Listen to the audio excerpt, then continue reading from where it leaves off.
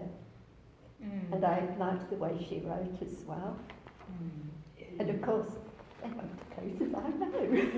I've been to. What about you, Melanie? Well, I have to confess I've only read about half the book, so I don't know whether I should give it half the rating. Are we about the same level? I'm not I got it on Wednesday and then I went away. Jenny, you got it on Wednesday. Well done to you. Oh, wow. No, well, I came home from choir and read it today. I'm afraid, yes, I've been away on holidays.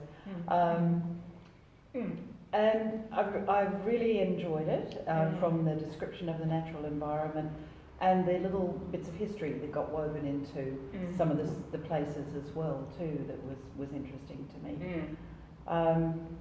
It was incredibly sad at the beginning, you know, to think that someone could be in the predicament where they lost their home, their business, their animals, their entire lifestyle and their income. In true Randall tradition, I read the last chapter too, so I don't know how it ends. So that's an awful tradition. This is what I do. I think, I'll just read the last chapter. So I was really pleased that things turned out well for them in the end. And she's written a sequel too to this, which actually takes on from where she ends off here. To the next stage of their life, and as far as I know, her husband is still alive, which is nice to know. So, I don't know. What do you? I would certainly give it a 3.5 on what I've read already, because I love the description of the scenery and the introspection that they show, and the support of one another as well, and the sort of empathy for one another. I think that was very well described, particularly where she has a complete breakdown, you know, about questioning everything. That was in chapter 9.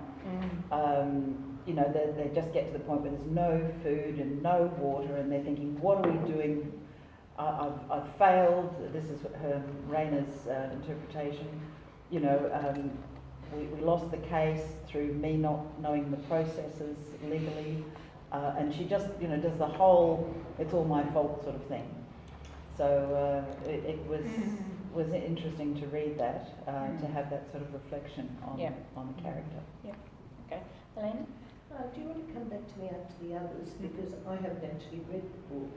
I actually booked it out, but we went to Melbourne and I was asleep at Kew. So I've actually read the sequel. Oh. What everybody else says about them. Okay. Oh, no, that should be good. That's okay. Yes, all right. Dawn, what about you? Dawn, what do I want to do? Well, to me, it's the Pilgrim's Progress, and the way that we followed, you know, all the people and everything. They did that, I thought. The other thing was the part where Peregrine, the falcon, comes, and I thought that was beautiful. That little area. That was a nice couple of nice, interesting moments, wasn't it? No, I'm probably about a 5. About a 5, that's the highest. I was 10. Out of 2.5. 2.5. All right. Okay. No. All right. About that, yeah. Okay, Jess. Oh, sorry, Dawn. Have you finished? Yes, of course. Well, I enjoyed the book very much. I would give it a 4.5. Okay. And I loved the way she described everything, and the way her and her husband stayed together and helped each other. And yes, I look forward to reading the sequel, because I'd love to know what happened after that. But a lot of the countryside, some of it I had seen. We did a train trip a long time ago down to Weymouth, and it was a special train trip going down, and we had a champagne breakfast on board, and it was a whole day. And so I really did love that area, and I liked the way she described everything. And yes, I'd say 4.5. Well, you know, I haven't finished, and Mel, I'm only starting chapter 9, so I didn't get that. And I didn't read the end, much as I would like to. You've got more fortitude than I have, obviously. I'm still caught up in the whole tragedy of it all, of, you know, how sad and bad, and, you know, with his condition and losing that sense of loss. I don't think I've come to the more positive parts of it yet, unfortunately. I love maps, and this map is not detailed enough for me, because every time I refer to it, they've on somewhere that isn't included on the map. But it is very familiar. A lot of these places I've spent some time in, so it's just beautiful having that walk and thinking, I'd like to be doing that part of the walk. But not that I'd like to be doing the whole 630 something miles, but I'd just like to be doing parts of it to actually just experience that, the scenery and the wildness of some of the creation side. I think I'd give it 3.5 at this point, but if I got to the end, I'd probably give it 4 or 4.5. Yeah, okay, thanks for that, Ginny. Ginny, that's a map on the table. Yeah, there's more detailed map there. I thought you might have brought something with more detail. I've enjoyed it. I've definitely enjoyed it. I guess I suppose the only criticism I'd make is it was a little bit repetitive. There was obviously a lot of, you know, taking down their tent and then trying to find a place for the tent. And, I found it a bit repetitive, I suppose, in that way. I kind of skipped it a little bit here and there. Some of the descriptions, though, were really good, but I think I needed some more visual input as well. That would have made it more You fun. need to go there. I need to go there, that's right.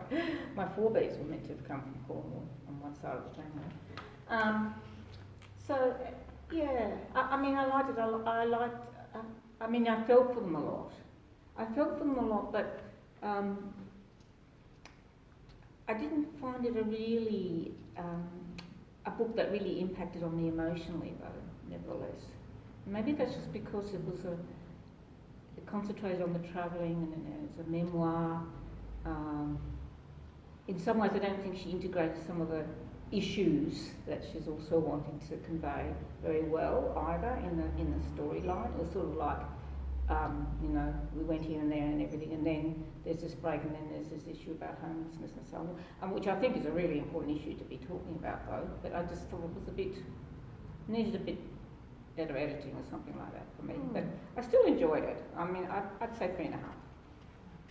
When I googled it, because I thought I wouldn't be able to get hold of a book before today, but that was when I sort of read all the comments about the husband still being alive. And when you start this book with that knowledge, it's quite, you know, because his condition sounds so terminal that it was really nice to have that Google. Yeah, I'd like to you probably hear. learnt in the subsequent one. Well, So what do you learn in the I subsequent one? like the cover for a start, because the lino cuts in both the books are, you know, fantastic. Yeah, they are. They're beautiful. You know, sort of evocative of the era, you know, what she's trying to do. That with one the looks a current- bit longer too, or maybe it's Oh, just a okay, bigger. 280 Yeah, pages, that's but- Don't tell us too much. Don't tell us too much. No, I won't tell you too much. But there is a backstory, so to what we've all been talking about, she actually kept a journal of all of this. And it comes about they've settled somebody, because they were homeless, some lady allowed them to stay in a chapel that she had. And her husband went back to university to finish his horticultural degree. And during this time, she gets back together with her children, and she's sitting there one day on a wet day, because water and wet and cold seems to feature an awful lot, talking about it, and she gives her daughter the manuscript that she's written, you know, because she was hoping to, I suppose in a way there was a bit of a love story in this, because she wanted him to remember that the time they had walking the salt path and the togetherness bit. Yeah. And his condition was causing him to forget a lot more, Yeah. and she felt he would connect with this if she wrote this story for him. Yeah. And the daughter encouraged her to get it published. And of course, with publication, they sold, it became a bestseller, and then she got some money, which improved She gave it lifestyle yeah, as they went along. Yeah. But I was interested in the fact that its classification, Dewey classification is 362, 592. Now, as a librarian, it has got some relevance because it actually covers social welfare problems and welfare itself, problems of and services to people with physical disabilities, problems and services to the poor and poverty, and to persons in late adulthood. So rather than putting it into the biography section, they put it more into medicine and mental health and how environment and being out in that environment gets your neurons firing, so that there are times there when he is really busy working on the farm or doing their walking. He had to walk because he found when he was sedentary doing his study, he was starting to forget things and his physicality, he was just losing. That comes across very strongly in the first book because he, the doctors say, oh, you know, rest and don't exert yourself. Yes. But actually that comes he's through in heaps his better when he's walking and pitching tents and stuff Yeah. like that. But she also has to, she deals with issues of nailing mum and has to look as to whether she's going to give her a painless death or let, you know, so you've got that euthanasia aspect coming into it. The homelessness comes into it to a degree, but then Lottie improves where people rally round to help them round with bits and pieces. And age. People think, you know, when they're out walking, they think, oh, you're too old to be doing this. Or along the track, they embark on a trek in Iceland, of all places, talking about wet, cold, walking across rivers with the boots tied around their neck, and you know, trying to drive their feet under the bed through icy cold water. And their timing was really good because the seasons in Iceland are either summer or winter with nothing in between. And it was only, 6 days before all the transport and everything else that got them from these lava plains and everything that they were walking through had finished because winter was starting on the Sunday. Oh gosh. They had awful wet feet, they got drowned an awful lot. But I think it was all just part of it. She just wanted to, she just needed that because at one stage there she'd forgotten how to communicate with people when she came back from her trip, and she became silent because the thing is called the wild silence. And there were times there where she pitched the tent in the house so that she could just sit in the tent and just revisit where they had been on the salt path. So an interesting book, well worthwhile. I hadn't heard about wild camping as a concept. No, I hadn't not never heard not it. me neither particularly. Probably they don't want to But they're not encourage it. allowed to do it now. Oh, what they? No, Oh. no. But she said they weren't then either. When they were wild camping, she said it was forbidden in England. So they were all the time expecting to get exposed and thrown out. Yeah, she quoted the legislation as well too, so that's why it was always a battle to try and find somewhere to, you know, that they were out of the public eye as much as possible. Well, even though we've touched on this, let's all think of something that we actually found really particularly interesting about the book that you'd like to share. And maybe you've got a passage that you'd like to share as well. So, just open to anybody really.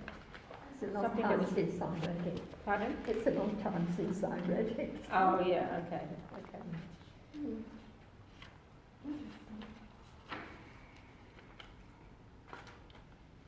You always come well prepared with your passages. Oh, yeah, I've got a few here. Yeah.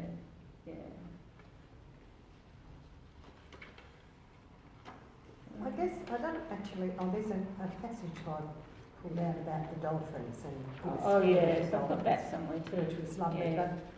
but I guess, you know, they were poor, they had not enough food, they were always wet, but every now and then, you know, they just kind of went, wow, look at that, you know, because of the countryside or the animals or the birds or something. And I guess that impressed me, that you could be, in a lot of ways, really down on your luck, but you could still appreciate some things, you know. Yeah. Yeah. It said a lot for their attitude. Yeah, yeah, I think so. And in many ways, I think some of the experiences they had sort of lifted them, so that Yes. they sort of lifted out of that, Yeah. what are we going to do, Yeah. the hole we're in and so on. And it was just awesome in the sense of, inspiring, looking at nature and thinking how wonderful that we could be here and see this. It's when they have treats like a Cornish pasty. Yeah. To us, you just Half bought a- it. half a Cornish Cornish pasty, they shared one. Yeah. But the Mars bar experience that really lifted them both Yeah. up, I was like, don't we take so much for granted? Yeah. How they lived on Yeah. noodles for a Yeah, I week. know, I was going to say those noodles. And the rice and mackerel. Yeah. There was Yeah. more to that, the pictures in this too. Yeah. Then they shared it. Was it the pasty that the bird took off with? Oh, yes, those birds. She let her Very husband eat sly, half of weren't it. He gave her half, and his seagull took off with it. She'd only just started to She'd have only one just bite. started to eat it. I was really feeling for her, actually. And that is so Pasties. true, that is what Yeah. happens. Yeah, they My say- brother had just sat down with a sausage roll and it was gone. And I've got a photo somewhere of my sister-in-law sitting in a deck chair, covered with a towel to eat her ice cream. People aren't supposed to feed the seagulls, but they do. Mm. That's right.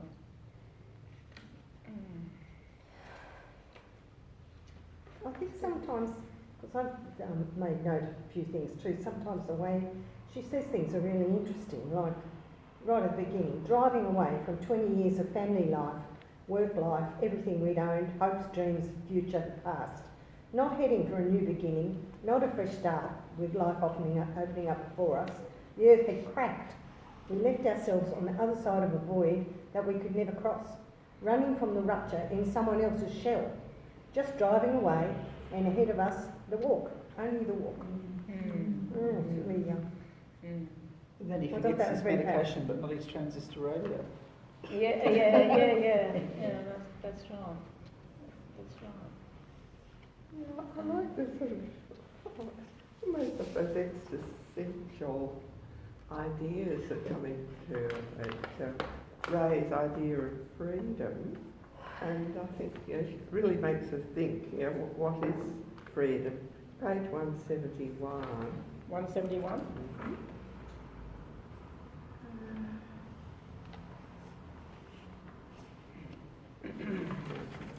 Searching.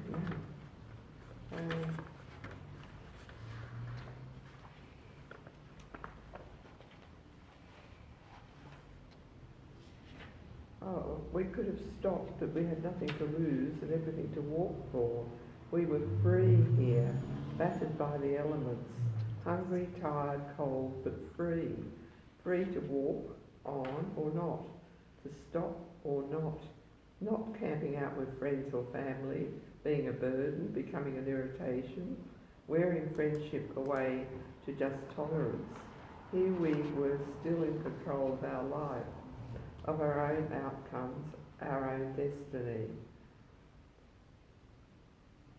We chose to walk and seize the freedom that came with that choice. I suppose that's been their attitude probably all along, and when they were living on the farm, and they wanted to be free of obligations and free of the commercial world around them. And on 177, a similar sort of theme.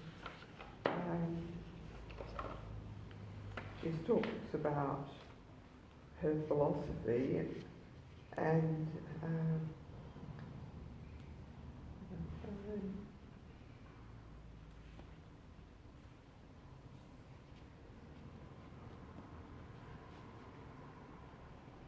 we were searching, at the top, were we searching this narrow margin between the land and sea for another way of being, becoming edgelanders along the way, stuck between one world and the next, walking a thin line between tame and wild, lost and found, life and death, at the edge of existence.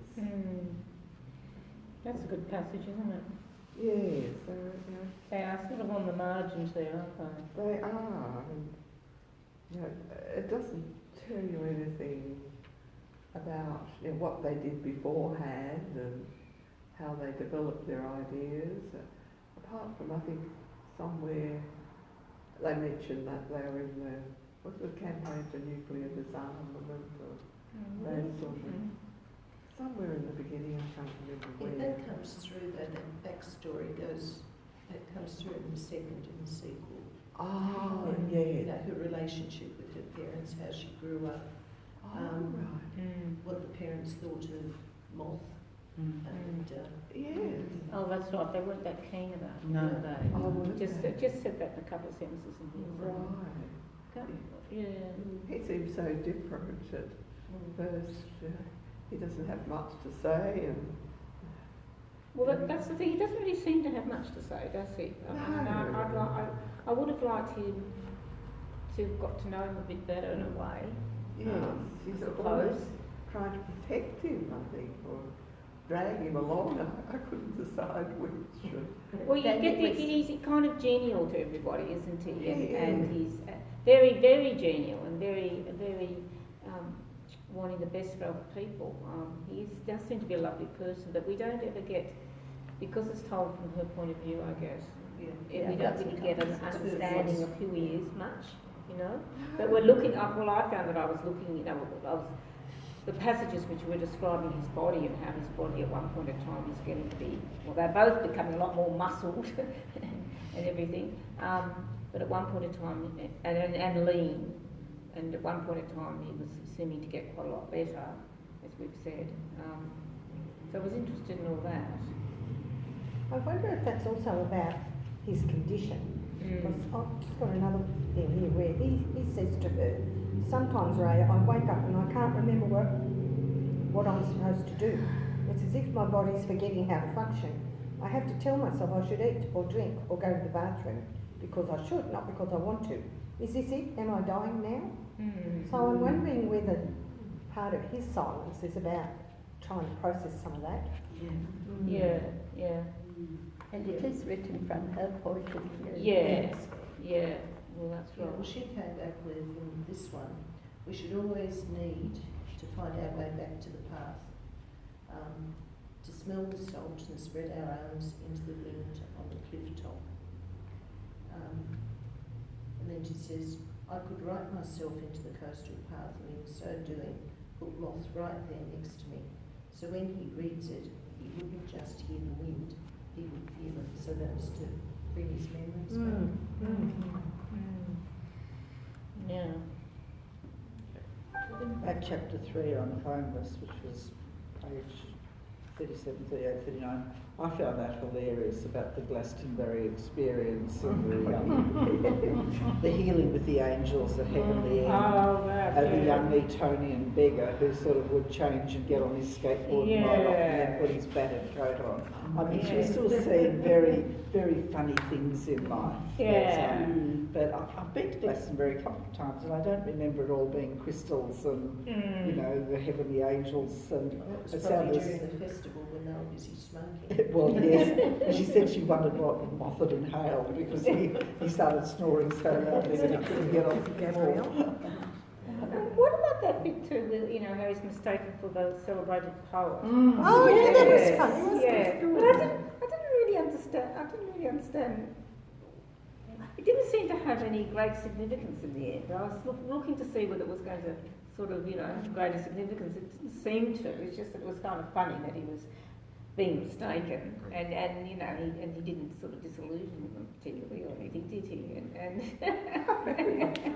it took them a while to work it out. What you know? Yeah, well, they still haven't worked it out. Yeah. In the salt path, does it at each section give you some poetry or verse? Would that be that at some Yeah, place? that's true But as that well. also That's is coming right, into because it as that well. comes into Yeah, use. that does come into it, doesn't it? Yeah. I thought there was kind of a contrast there with these people adulating someone that they really hardly ever didn't know except for his performance with his poetry, but they're not giving these these, you know, people that looked just like tramps, sort of, and a lot of them just didn't really want to.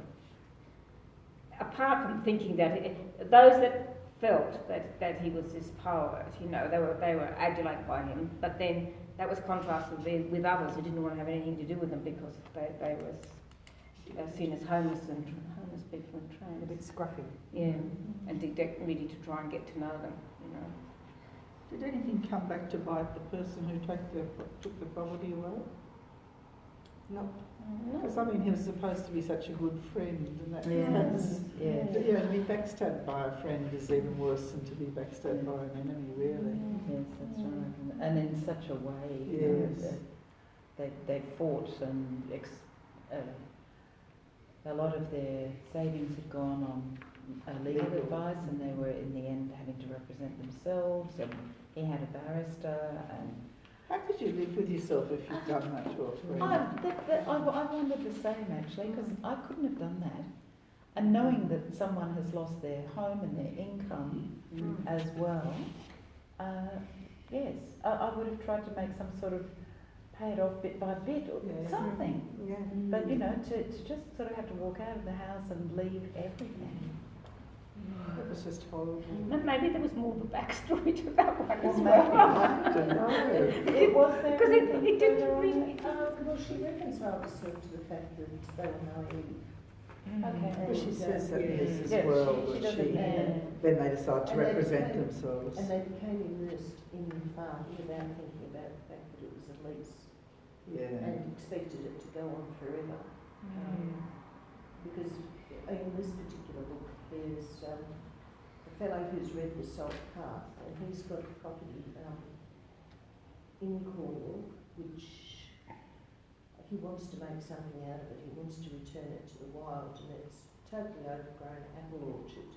And it used to be a cider brewery, or whatever you call a cider distillery, or whatever it is. And he asks them if they will take it on, because he says, I love The Salt Path so much. I read it and knew immediately that you were the ones you would understand. And he offers them the opportunity of living in a farmhouse in the Cornish hills to re-wild part of the land and revitalise the apple orchard and the cider brewery. And they thought twice about it, because they thought, you know, we'll work this up and whatever else, and then we're going to lose it again. But then came to the conclusion, he's paying for it all. We can live where we want to live, you know, we're there in the wild and able to rewild this. And the fact that it was out in open air, and it was good for her husband to be in that environment. Yeah, there's obviously similar connections through all of this. But I'm going to read the first one. And I think, you know, as you were saying too, that it'd be really hard to adjust after having this experience, this you know, this long walking experience in the elements, nature, not talking to many people and so on, and then having to go back to everyday life. And that picture that you know, that idea that if you put up a tent within a living room. He was going off to uni. She was doing nothing. She was just sitting there in this chapel. They hadn't been on any walks, they hadn't done anything. And she just kept going through her journal and decided to write. But she wasn't talking to anybody. She'd go down the street and get the minimum and come back. She felt that she'd forgotten how to do that. It just became the two of them. Well, the book does show that they're very enamoured of one another, but throughout the travels there's still interaction with other people and so on, of course, here, there and everywhere. But I've got this a little bit about being salted. So this is on page 62, and then the next page is to do with the swimming in the dolphins. This is where they are at Fortress's Cove.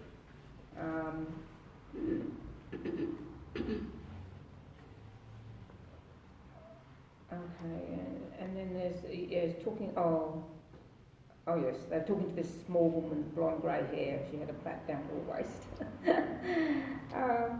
And she's inquiring whether they've been walking the path and where they're heading and so on. They said they've come from Minehead, and that we've camped most of the way. And she says, I can tell you have the look. So this is halfway down page 62. The look, it's touched you, it's written all over you. You've felt the hand of nature. It won't ever leave you now. You're salted. I came here 30 years ago and never left. I swim here every day and walk the dog. People fight the elements, the weather, especially here, but when it's touched you, when you let it be, you're never the same again. Good luck, wherever your path takes you. She followed the dog and disappeared effortlessly over the headland. Is this coast the land of sages and prophets? They seem to be around every corner. Salted, I like that. Flavoured, preserved, like the blackberries. And off they go. Yeah, that whole idea of being salted. Yeah, being in the elements and being changed and preserved in a way, you know, and ripened, if you like, like the blackberries. Well, that was quite good. Okay, all right, well, let's go to the homeless theme for a minute. Has the book changed your attitudes towards homeless people, or to what extent has it given you some insights about the issue, perhaps? It's a tragedy, isn't it, really, how judgmental we could be.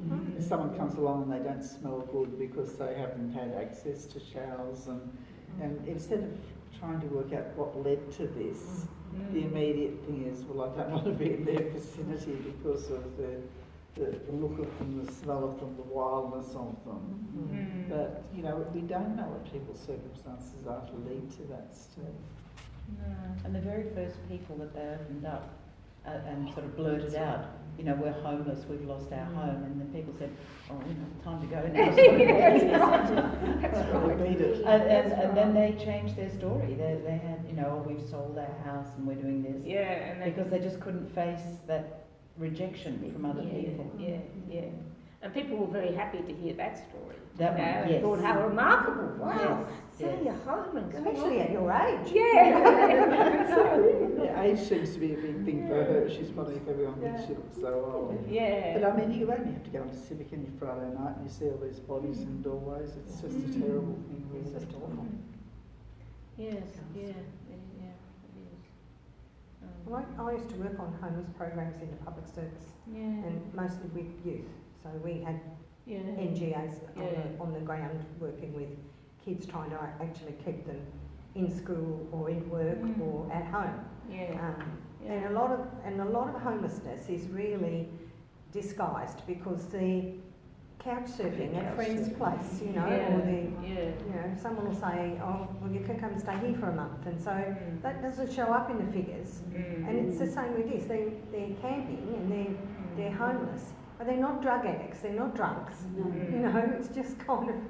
What did they say at the start? There's something like 563 people recorded as homeless, and they're probably 6,000 or more. You know, it's just. The figures don't stats, reflect the stats are sort of almost manipulated in the way they take, aren't they? You know, or they are pretty much manipulated. So there's always a lot more than what the stats, or the official figures say. It doesn't seem to give any positive information about what's being done or different organisations. I know in Canberra there's organisations that go around all night and they take the shifts to go and distribute food and drink to homeless people. My great niece in Cornwall used to go to Penzance every Friday night and work with homeless people there. Right. I've forgotten the organisation. I know at St John's they had a list of all the people you can contact for food and which days they distributed, and in the winter but in the winter they're always much more call on these places. Like we've always said, oh, what about this hall? But by golly, you really do have to have stringent policing of it because the fights that break out aren't pleasant, and a lot of them have to register by 5. So if you come at 5:05 and every bed's full, or even if you come at 4:30 within the hours and every bed's full, you miss out. And what do you think? I'm going to be cold tonight. Pretty cold all night. So it's And all of really- those kind of things, that kind of accommodation, they're just band-aids. It Oh, they doesn't- are you know, band-aids, yeah. That's not really addressing the issue. No. You know, it's really. No. And actually, it really came home to me when they were in the city and met a homeless person, and then he actually got into a fight with a young man who was, you know, a bit strange, and he said, "Oh, go now." And they just didn't feel safe to sleep anywhere in that town, and ended up getting out of town to Yeah, just they only felt to- safe when they to were. stay anywhere. Yeah, Yeah. and the kids are not in the And town. that's what it's so- like in the city. It's dangerous. Yeah, yeah, yeah. Someone's always trying to steal your stuff or beat you up. Yeah, Yeah. yeah. the little swag man, I think he got too sick to do it in the end. He used to collect money down at Coolum Court and other places for the swags, and he had pockets in the base of the swags so that they could put any valuables in there that weren't so readily accessible. But he also used to go out himself and buy dry, clean vests and socks for the people, because he said some of them had manky feet from, you know, being in wet socks the whole winter. I know he got sick and he was reducing it, but I haven't seen him for a couple of years No. now. Actually, yeah, when I was reading this, I thought of him. He did a wonderful because job. He did seem to. And The Vinnie's swag does was really good. Vinnie's does a night truck Yeah, kind of night thing that patrol. has, Yeah. has blankets and jackets and things like that. But people steal them. So people would come to St John's and their sleeping bag had been stolen or their coat had been stolen. So, you know, and you see the old bag ladies in town with those blanket bags, and they're carrying everything they own in them so they don't get stolen. It's dog eat dog, really. It's terrible. Just that you think that, you know, in a rich and prosperous country, you should not be able, you should No, be it able shouldn't. to make sure that that's not happening. Diana's right. There didn't seem to be any sort of volunteer groups sort of helping at all. But I think that's mainly. I thought it was mainly because they were going in they were on the salt path and there's more touristy bits, and they didn't really go into town. But I don't know to what extent.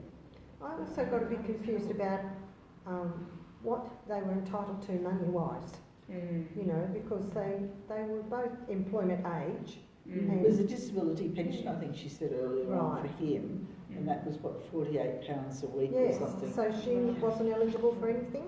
She probably wouldn't. And then be. I wondered whether it was because they actually didn't have a place to live, because otherwise they might have got maybe rental assistance or something like that. But I don't know in England, are all those things available? I have no idea. In England, everyone gets a pension at a certain age, but no matter what your stream is, he wasn't that age. His They was were old enough, disability. yeah. Did you notice, it's just a little side, but I noticed that St John's Care was on the news on 24 a couple of nights ago. Yeah, let's talk about the situation in Canberra and stuff. Yeah. Okay, moving on.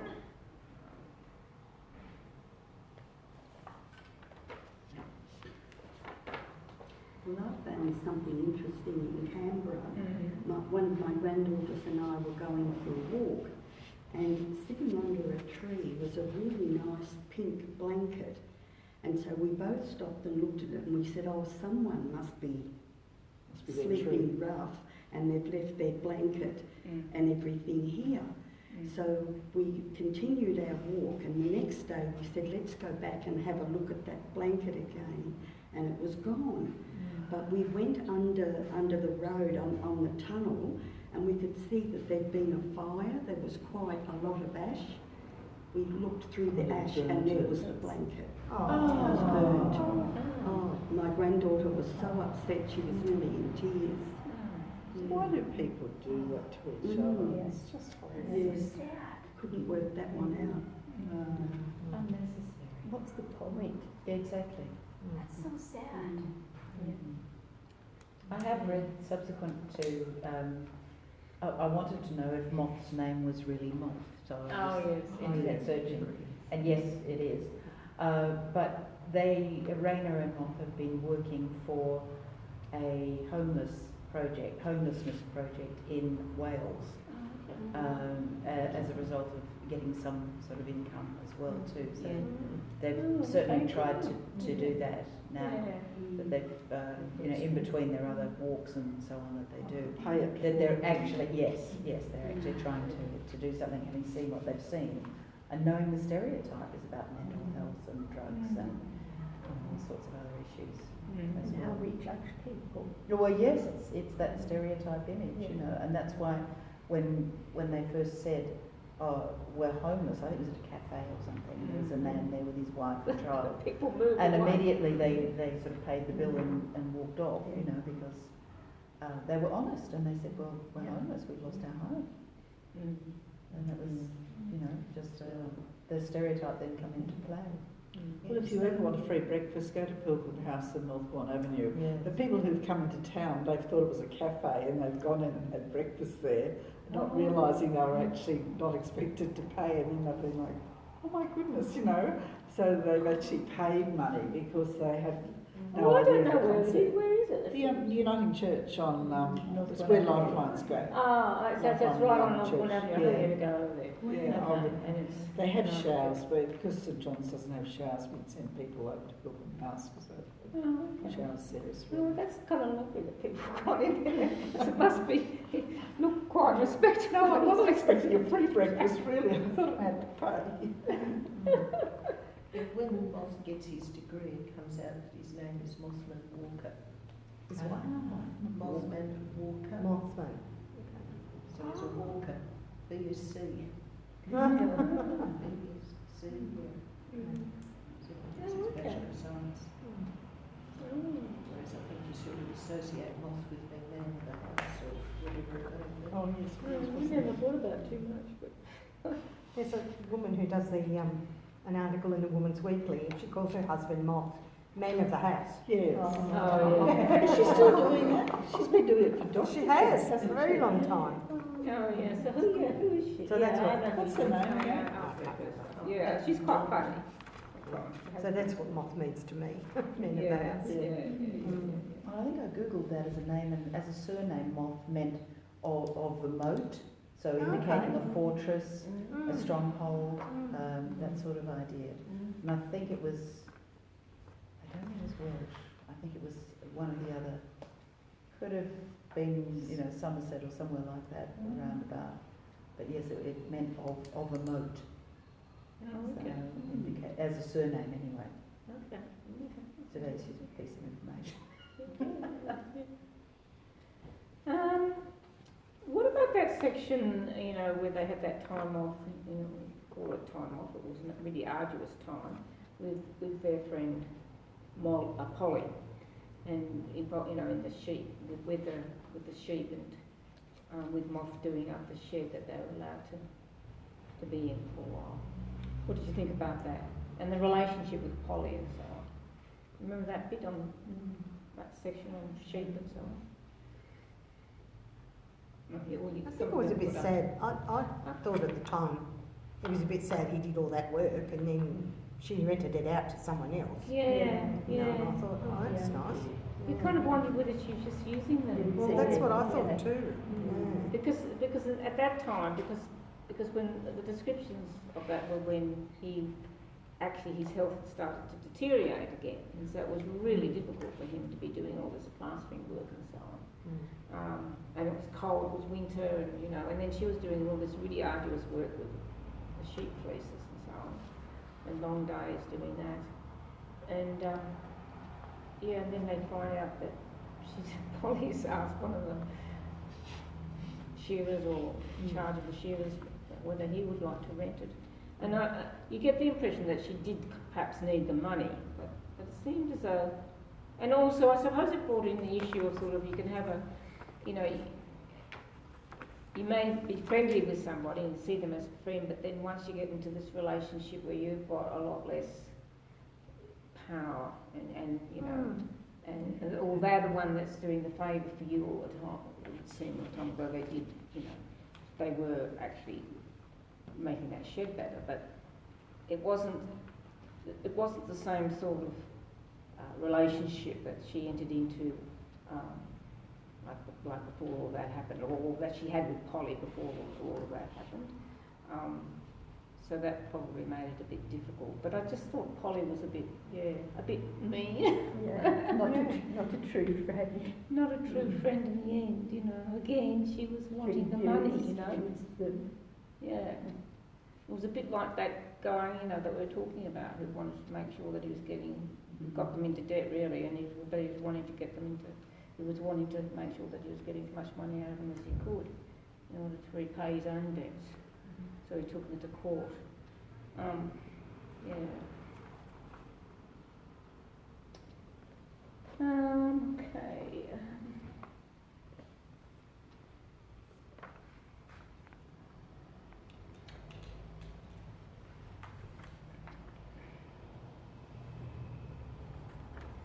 She says at one point of time, this is question 9 that's on these sheets, you can't be ill, I still love you. What does the SALT path suggest about human approaches to illness and impending death? You can't be ill, I still love you. She's in denial. Yes. Yeah.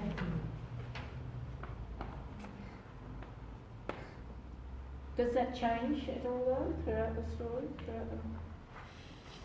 that sort of, that kind of denial?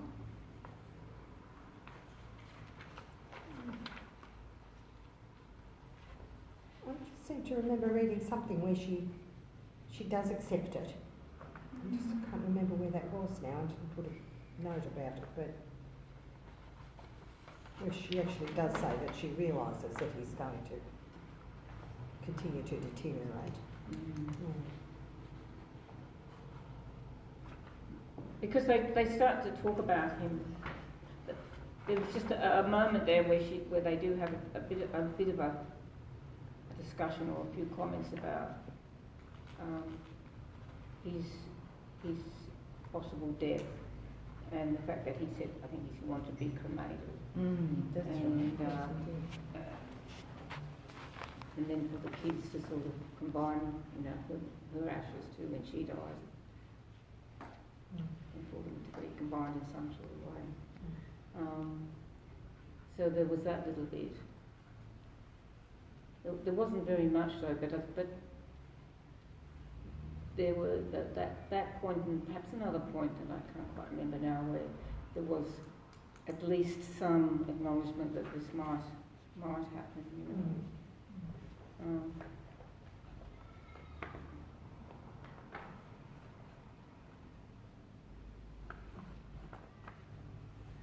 But still, for me, it still had a sadness all the way through it. Even though they had a very good attitude to it, and you know, it was just sad what happened to them and how they were living really, And not what they would have expected. I mean, well, he's obviously lived a lot longer and is still alive, so... No, I think he died last year. Oh, did he? Oh, did he? Oh, that's not something I read. I looked it up. Oh, okay. Died in 2021. Yeah. Well, what I read was early 21 and he was still alive, so it could have been in the same year. I don't know where this came in, but that was the impression I got. Right.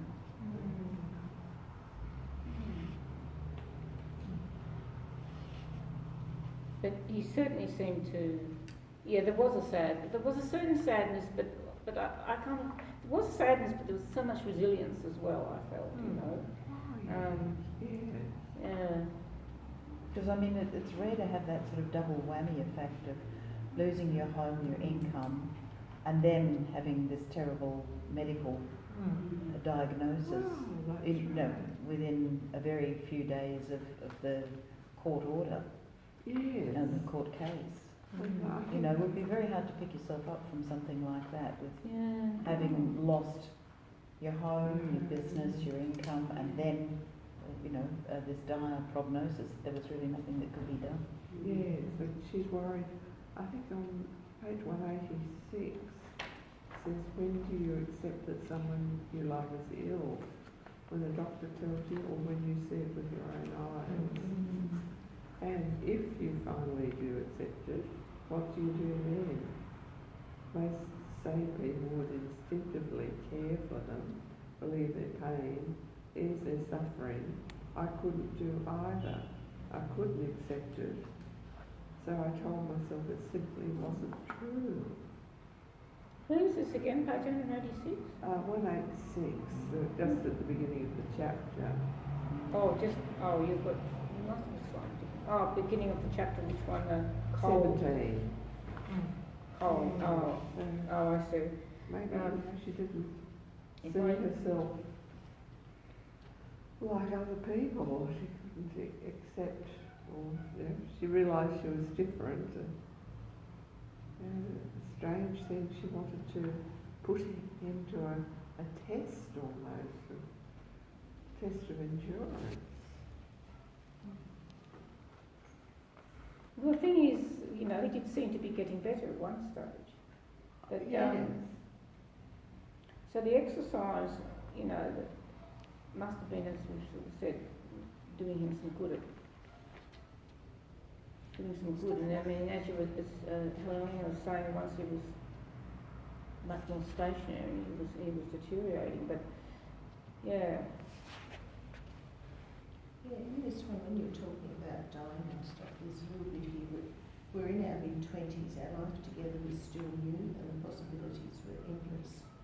And they got off the ferry from the mainland of Scotland, went to the island of Mull, and then from there to Iona. And when they were in Iona, they went to an abbey and they were talking to a lady there about Celtic spirituality and the idea of place where the barrier between now and beyond is thinner, where you're closer to God. And he says, no, sorry, I don't believe in God or thereafters, just the carbon cycle. We live, we die, the molecules go on in some other form. So this is probably why I wanted to be cremated, perhaps. Well, that's right. I mean, there's a paragraph or two in here that's sort of saying that they don't believe in God and so on. He died in August last year. August. Yeah. Okay. But that place in Iona, I don't know who's been there, but it's only one abbey there. It's the most beautiful place. You could just sit in there all day and all night. It's the most spiritual place probably on this earth. Really. It's the most beautiful island, but the abbey itself, apart from the flybys, they used to do all the Air Force training above it. So you'd just be right in the middle of contemplation and suddenly Black Hawks would come over. It really is gorgeous. Yeah, I think in this one there's a bit more of coming to terms with death because with her mother dying and then then going back. Yeah, so that one's written, when was that one written? This one was 2020, it was Oh, published. okay, so... It was about her mother dying. Yes. Because she said earlier in this one that her mother had died and her mother had never said anything sort of nice about it. Yeah, this is sort of going through the journals that Yeah. she goes to think there's about They didn't like moth. 2 chapters. Yeah, but her mother didn't like Moth and never Yeah. accepted him because she wanted her to marry the farmer next door to put Oh, the land yeah, together. that's right, she wanted that So one. there's always So that they side goes stuff. into that. Yeah, So she revisits. Yes, that's with just crossing along. I think I Yeah. might be quite interested to read that one. Sort of suss it out a bit more. To know, how much she wrote down as they travelled along. Some of the descriptions are so detailed. Like when she comes across the naked men, well, that's something you don't imagine in a flashback or anything.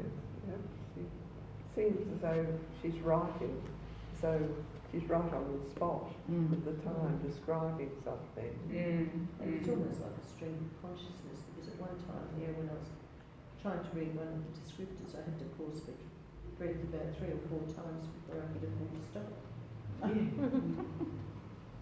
Did anyone watch the gardening show last night with that couple that the artists? I can't think of their names were, but they were very. Because I've been reading this book, I thought, oh, geez, that's just so close, that couple. But they were really close, and they'd been kind of married for 60 years. I think must have been about in their early 80s. I think they look very well preserved, and they come from Western Australia. and they're both artists, and they've travelled around. It seems almost just entirely within Western Australia over, you know, over that lifetime of the 60 years that they've been together. And he does landscapes. He does sort of broad landscapes, and then she does really fine, detailed paintings of flowers and wildlife, and they're beautiful. They're so lovely. I thought, oh, I'd love a painting. But they did sort of remind me of this, except that everything's going well for them, it would seem, you know. Yeah, because you know, you do get that idea that they're so close, Rainer and Moss. Yeah, this becomes more uplifting as you get towards the end, because she's selling the books. She's got to come out of this silence that she's in, because she's got to go out and do all the promo talks and they end up being quite well known, even when they're doing their Icelandic walk. A couple of Germans sort of say, I think we know you from somewhere, and their posters for her book, where the two of them appear in the posters. So ironically, they're sort of getting known like that poet that they. I was just thinking the same thing. That people thought, you know, Moth was kind of thing. Yeah, oh gosh. We better leave it there for the moment, because I know that Sarah wants to say something about her book. And, Yes, I have Island Devotional, and this right. is about God's true story. Yeah. That is page 448. Here you go. All scripture is inspired by God in 2 Timothy 3:16.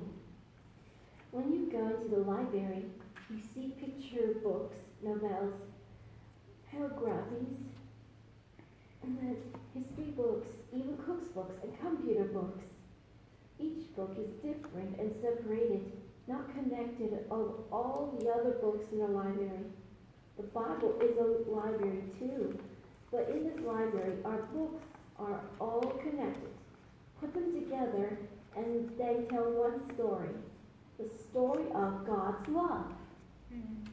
Yeah, very true. Yeah, lovely. It's nice. It's a nice thought. That's a nice That's passage. a really nice thought, Sarah. Thanks. Thank you for that, and thank you for reading that. Thank you. You're very welcome. You read a lot, Sarah, don't you? I always see you with books, which is lovely. Appropriate for a book club. Yeah, it is. It's really good. What have other people been reading? Anything that you want to share? Has anybody ever read Stoner Who? by John Williams? It's a book club set that I keep coming across. Oh, But I haven't. I'm reading it for my other book club. Erudite. What's it called? Stoner. Stoner. Stoner. Oh, Stoner. Is it But drug and No, drug related? no, it's just his name. Yeah. Oh, okay. And William when Stoner. It's about William Stoner. yeah. And when is it set? It's set back a little bit. Around the time of the First World War and after it. Yeah. Okay. But it was written in the 70s. Okay. But I'm not enjoying it. No, okay. I thought some other people might. I thought you might have read it. You know, I've read a I was lot. thinking I'd quite like it. They talk about it like it's a classic, and I've never heard of it. And I don't know what it is about it that's a classic, but I'm not enjoying it. Yeah, right. It's just a story about this man whose parents are farmers and he works on the farm. And someone tells his parents that it'd be good for his son to go and learn a bit about agriculture. So he goes to university, except gets really into literature and drops his agriculture and never goes back to the farm and becomes a lecturer at the university. But it's just a boring life, you know. It's sort of like, I think, yeah, okay, what else is going to happen, you know? That's not kind of why I read, you know. Something a little bit different.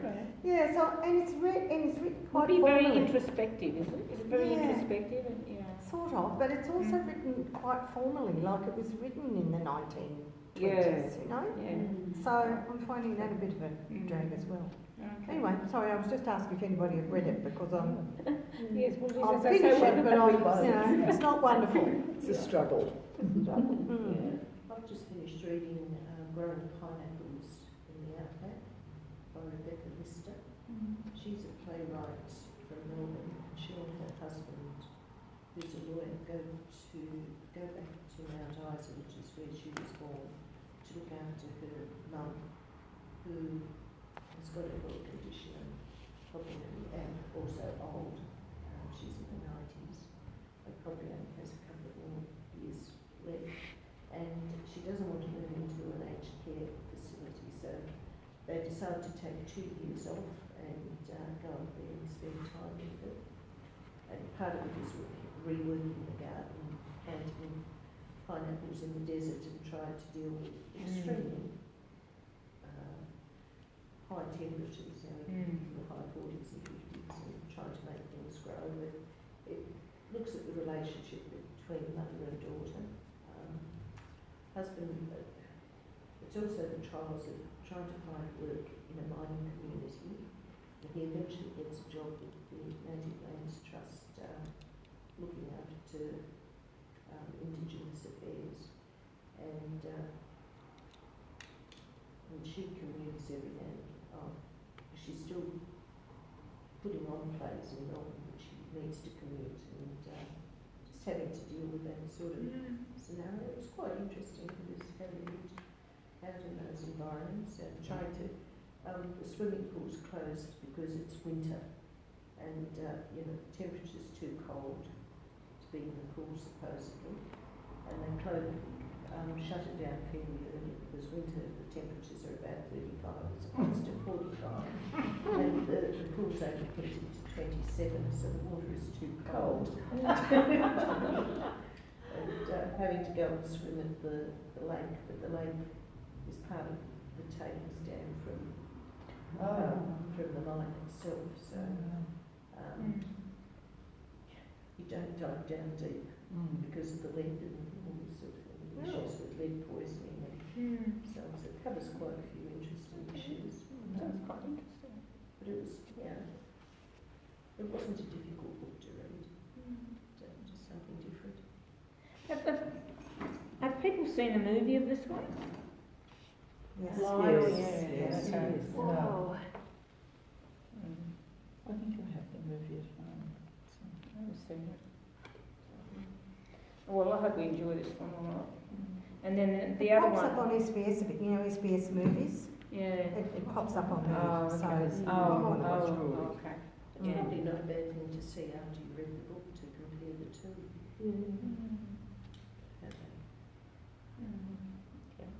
It's always hard to condense 400 pages into a 2-hour movie or 90 minutes. Now remember the third week in April is for Easter, so we're going to be meeting the week after. Yeah, 24th I think it is on. Elizabeth George has got a new book out for anyone who likes her, so I've got that and Something to Hide. It's about 800 pages, and I read it when I was in Brisbane a couple of weeks ago. It was something to do. Was it a good one?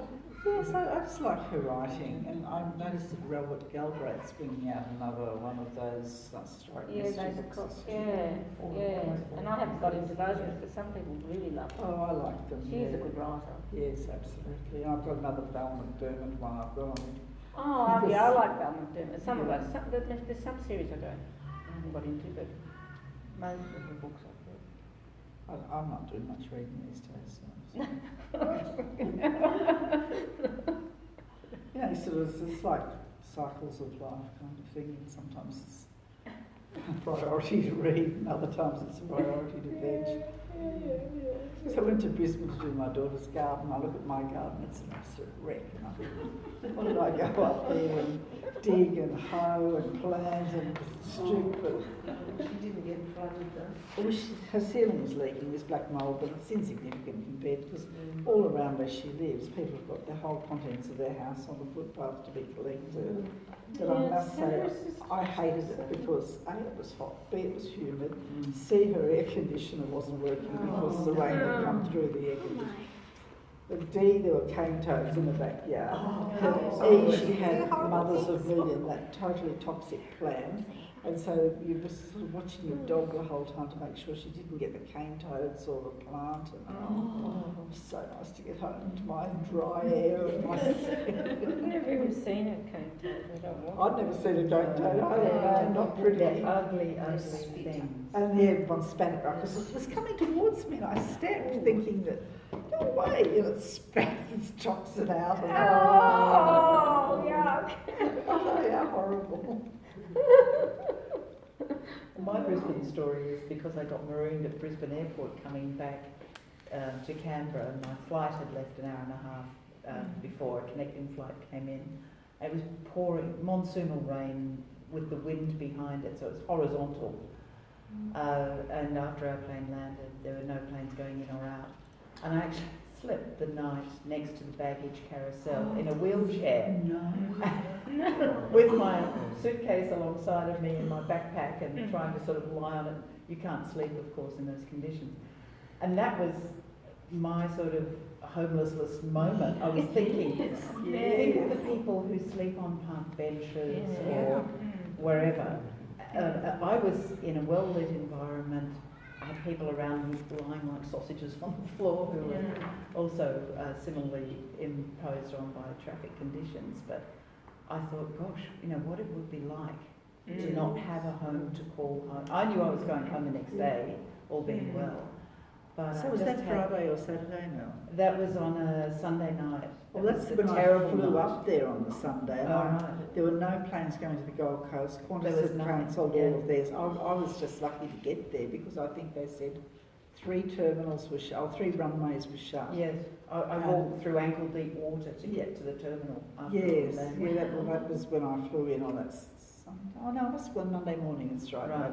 They cancelled them all, that's right, the day before was a really It horrendous was, day. and there were no hotels anywhere because they were banked up with flights that had been impacted. So everybody had taken over all accommodation. You couldn't get into the city if you found some accommodation in the city. You just Brisbane couldn't get City. anywhere. You couldn't get in on the train, you couldn't get in the bus, the road, airport road into and out of Brisbane Airport was flooded. And even the Thursday week later, all South Bank and North Bank was still taped Yes. off and they were still just mud Yes, piles there. yes. So it was a real sort of grounding experience for me to think, you know, I'm in a well-lit, air-conditioned Yes. environment. And of course, you know, the vending machines had been pillaged, so there was nothing there. And the Virgin staff came through and gave everybody bottles of water and little packets of pretzels and Jack's biscuits because that was all the food that we And had. imagine if you were homeless and, And you were outdoors in it. It exactly, would have been absolutely yes, horrendous. That I was inside and I was protected. Yeah. But you know, that gave me a real sort of sense of what it might be like to be sort of abandoned out doing your own thing. Yes. The shopping centre near Sarah, they don't reckon it'll be open for 8 months. It was 3 feet underwater. And I mean, never has anyone seen anything like it, although that Brisbane River, I think in 2014, got higher. The absolute devastation was everywhere. There's a creek just, you know, perhaps 50 metres from the place, and it had ripped up concrete posts like that. They were all ripped out of the ground. She lives in Aspley, she's in North Brisbane, but it's, you know, and the shopping centre at Astley Hypermarket, all that had all lifted, all the asphalt and the bitumen sort of surface, so you couldn't park in it. Yes. And there are lots of people who had it worse than her. She goes to TAFE, and the TAFE, well, the school was shut that week, so the kids were at home. The TAFE was shut because none of the public transport could get there. It's just awful. People's lives are so impacted by it. Actually, the thing over at the Uniting Church today, the Hymfest, that's for flood relief, isn't it? No, is it? That's where Jean and I spent our morning, singing happily. Singing for our city. Oh, in the choir, what, the choir? Or? Gospel Yeah, work. Oh, yeah, good on you. Very good. All right, I guess we should, thank you everybody for coming. Been good. Thank you. I don't think you're quite ready for Oh, The secret, yeah. yeah, can you enjoy it? I'll go back the other way. That's right. Thank you, Oh, Jenny. I hope your barometer's all I think right. I'm only number 2 now on the list. Just by the way, Keith, my husband's just finished reading the sequel to the Thursday Murder Club. Oh, And he's Did he and like he it? laughed out loud. while he was reading it. And he said, if you want something cheerful, I've finished with this now, you could read it. So Yeah. I'm looking forward to that. So it's called What's that one called? Dead Men. Oh, I forgot what it's called. Something wrong? Something like that, that walk. Yeah, something like Something that. like that, yeah. I can't remember the So name. it sounds better than Stoner. Yes. I'm struggling with that. Thank you, Judy, for the afternoon tea. Oh, look, yes. Appreciate it. Oh, thank you for coming, Sarah. You're welcome. It's nice to see you, Sarah. Nice to see you too.